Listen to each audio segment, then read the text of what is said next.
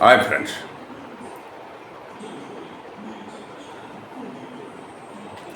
త్రివేంద్రంలో Padmanabha Swamy temple, Kerala త్రివేంద్రంలో. ఆ పద్మనాభ స్వామి టెంపుల్లో ఒక గదిలో అంతులేని సంపద ఉంది అన్న విషయం మీలో చాలామందికి తెలిసిన విషయమే. సో దేశానికి స్వాతంత్రం 1947లో వచ్చింది. 80 సంవత్సరాలు అయింది. 80 సంవత్సరాల తర్వాత కూడా అందులో ఉన్న ఒక గది, 6వ గది, దాన్ని ఇంతవరకు ఓపెన్ చేయడానికి ఎవరు సాహసం చేయటం లేదు. ఓపెన్ చేయడానికి ఎవరు ముందుకు రావటం లేదు.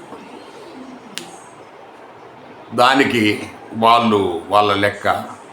సో హిందూ మత రక్షకులు, హిందూ మత ప్రచారకులు, తర్వాత వీళ్ళంతా ఎక్కువగా మత గ్రంథాలను, శ్లోకాలను, దాని తర్వాత మన వేదాలను ఎక్కువగా విశ్వసించేవారు కనుక వాళ్ళు అది ఓపెన్ చేస్తే దేశానికి అరిష్టం.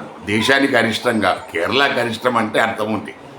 దేశానికి అరిష్టం. ఎందుకంటే ఒరిజినల్గా అది ఒక ట్రివాన్కూర్ అనేది ఒక సంస్థానం. అది కేరళకు వరకే సంబంధించింది, దేశానికి ఏం సంబంధం ఉంటుంది? సో ఏదో నోటికి వచ్చింది వాళ్ళు అంటారు, దాన్ని ప్రజలు నమ్మక తప్పరు. సో అది ఓపెన్ చేస్తే కేరళకు నష్టం అంటే అది ఒప్పుకుందాం. బట్ దేశానికి నష్టం, దాన్ని ఓపెన్ చేయకూడదని నడుస్తూ ఉంది. దీని మీద సుప్రీంకోర్టుకి వెళ్ళారు. 2011లో సుప్రీంకోర్టు తీర్పు చెబుతూ, సో అందులో ఉన్న గదులు మనకు ఈ 6వ గది తప్ప తక్కిన గదులన్నీ ఓపెన్ చేయొచ్చు అన్నారు. ఓపెన్ చేశారు 2011లో. దాని తర్వాత సుప్రీంకోర్టు వాళ్ళ తీర్పులో ఏం చెప్పారు? ఈ ట్రివాన్కూర్ మన సంస్థానం ఆ టెంపుల్ మీద హక్కు కలిగి ఉంటుంది అని కూడా చెప్పారు.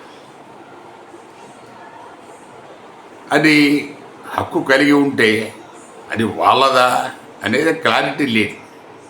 అంటే వాళ్ళకు కూడా హక్కు ఉంది ఆ టెంపుల్ మీద అన్న తీర్పు వాళ్ళు ఇచ్చారు. సరే, తర్వాత మళ్ళా 2020 జూలై 13వ తారీఖున మళ్ళా సుప్రీంకోర్టు ఇంకొక జడ్జిమెంట్ ఇచ్చింది. వాళ్ళు ఏమి ఇచ్చిందంటే, ఈ కస్టోడియల్ మన ఈ రాయల్ ఫ్యామిలీకి ఉన్న ఈ 6వ గదిని ఓపెన్ చేసే అధికారం దానికి ఒక అడ్మినిస్ట్రేటివ్ కమిటీ తీసుకోవాలా. అడ్మినిస్ట్రేటివ్ కమిటీకి ఆ ట్రివాన్కూర్ జిల్లా జడ్జి గారు చైర్మన్గా ఉంటారు. ఇతర మెంబర్స్ని తీసుకొని వాళ్ళు ఒక నిర్ణయం తీసుకొని ఆ నిర్ణయం ప్రకారం తర్వాత అవసరమైతే పండితులను కన్సల్ట్ చేసి దాన్ని ఓపెన్ చేసుకోవచ్చు అని 2020 జూలై 13వ తారీఖున సుప్రీంకోర్టు జడ్జిమెంట్ ఇచ్చింది. సో 2020 అంటే 6 ఏళ్ళు అయింది. సో ఇక్కడ మనం ఈ వీడియోలో ప్రధానంగా ప్రశ్నించదలుచుకున్నది ఏంటంటే, ఈ అంతులేని ధనరాశులు టెంపుల్లో ఉన్నాయనే విదేశీ దండయాత్రలు మన దేశం మీద జరిగింది, గుడుల మీద దాడి జరిగింది. సోమనాథ్ టెంపుల్, తర్వాత మన చాలా టెంపుల్స్ మీద దాడులు జరిగాయి.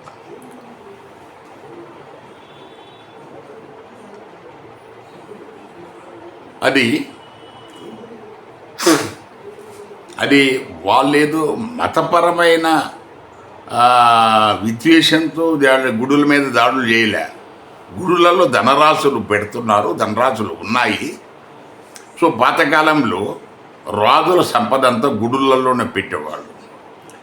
ఎందుకు పెట్టేవాళ్ళు? పాతకాలంలో స్విస్ బ్యాంకులు లేవు, లేకపోతే భూగర్భంలోనే పెట్టాలా, లేకపోతే గుడులలో పెట్టాలి. గుడులలో పెడితే ఏం చెప్పేవాళ్ళు? పూజారులు అక్కడ ఆ గుడిలోది ఏ చిన్న పూచిక పుల్ల మీరు ముట్టుకున్నా కూడా రక్తం కట్టుకొని చస్తారు. తర్వాత దేవుడు శపిస్తాడు, ఇక మీ కుటుంబాలు నాశనం అయిపోతాయి అని అంతులేని భయం పెట్టారు. కాబట్టి పాతకాలంలో నమ్మిన జనం భయపడకుండా భయంతో ఎవరు అటు పోయేవాళ్ళు కాదు. సో ఆ ఉద్దేశంతో గుడులలో ఉండేవి. ఇప్పుడు గుడిలో ఎంత ఉన్నా కొట్టేస్తూ ఉంటారు. అయోధ్యలో కొట్టేస్తారు, తిరుమలలో కొట్టేస్తారు, కౌంటింగ్లో కొట్టేస్తారు, రకరకాల. అది అందరికి తెలిసిందే. ఇక్కడ మనం ప్రధానంగా ఈ వీడియోలో చెప్పదలుచుకున్నది ఏంటంటే, లక్షల కోట్ల విలువ గల సంపద ఆ 6వ గదిలో పద్మనాభ స్వామి టెంపుల్లో ఉంది అనేది ఒప్పుకుంటున్నారు. మరి దాన్ని ఏం చేయదలుచుకున్నారు? ఎంతకాలం అలా ఉంచుతారు? సో దానికి ఏదో ఒక పరిష్కారం ఉండాలి కదా. సో ఇప్పుడు 80 సంవత్సరాలు దేశానికి స్వాతంత్రం వచ్చిన తర్వాత కూడా దాని మీద ఎలాంటి ఒక క్లియర్ ఒక డిసిషన్ తీసుకోకుండా సాగదీస్తున్నారు. నాకెందుకు, తర్వాత వాళ్ళు చూసుకుంటారు లేని ఎవరికి వాళ్ళు కోర్టులు కూడా. సో ఇదే వాళ్ళు పాతకాలంలో మనకు ఆ దేవుడి గుడి అదృష్టమో ఏమో, అటు బ్రిటిష్ వాడు కొట్టుకుపోలేదు, అటు ముస్లిం దండయాత్రికులు కొట్టుకుపోలేదు, లేకపోతే అందులో సంపద ఉండేదే కాదు.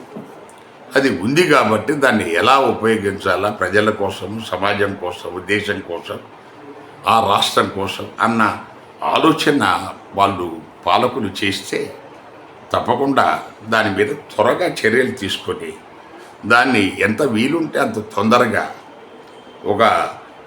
దాన్ని బయటికి తీయచ్చు. దాని తర్వాత దానికి సంబంధించిన ఈ శాస్త్రము తెలిసిన వాళ్ళు, పండితులు, మనకు నాగశాస్త్రం, పంచశాస్త్రం, మనకేంటో మన రకరకాల శాస్త్రాలు తెలిసిన వాళ్ళు, సో వాళ్ళని కన్సల్ట్ చేయండి. మీరేం వెంటనే దాన్ని పాల్గొనమని ఎవరు అంటం లేదు కదా. సో కన్సల్ట్ చేసి దానికి సంబంధిత పూజలు పురస్కారాలు చేసి దాని సంపదను వెలికి తీయండి. వెలికి తీయకపోతే మీరు దానివల్ల ఏమి లాభం? అందులో అది తెలిసిన తర్వాత సంస్థానానికి ఎంత పోవాలా, రాష్ట్రానికి ఏం పోస్తుంది అనేది కూడా తేల్చుకోండి. ఇప్పుడు మనకేంటంటే మీ అందరికీ చాలామందికి మీలో తెలియకపోవచ్చు, ఆ సంస్థానంలో ఈవెన్ బీసీ ఎస్సీల మీద, మహిళల స్థనాల మీద కూడా పన్నులు వేశారు దుర్మార్గులు. మహిళల స్థనాల మీద వాళ్ళ స్థనాలు పెరిగితే దాని మీద పన్ను పెంచారు. అందులో వాళ్ళ రక్త మాంసాలు కూడా ఆ బంగారం నిధుల్లో ఉంది అనేది ఈ పాలకులు, అడ్మినిస్ట్రేటివ్ కమిటీ ఏదైతే ఫామ్ చేయబోతున్నారో వాళ్ళకి గమనించాలి. సో ప్రజా అవసరాల కోసం దాన్ని ఎంత మేరకు వాడవచ్చు, వాళ్లకు సంస్థానానికి ఎంత అనేది దాని మీద చట్టపరమైన నిర్ణయాలు తీసుకొని దాన్ని ఎంత త్వరగా మీరు అమలు చేస్తే దేశానికి అంత మేలు. కానీ దాన్ని అలాగే సాగదీసి ఏదో ఒకరోజు ఏదో ఒక దుర్మార్గుడు అది కొట్టుకుపోయే పరిస్థితి దయచేసి కల్పించవద్దని చెప్పేసి మీకు విన్నవించటమే ఈ వీడియో ప్రధాన ఉద్దేశం. Thank you.